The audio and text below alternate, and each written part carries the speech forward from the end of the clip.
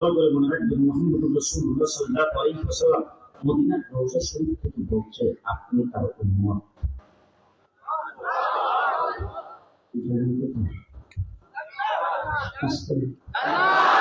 রাসূল বলছে আমার উম্মত,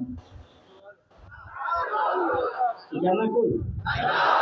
হুজুর বলছে আমার উম্মত না।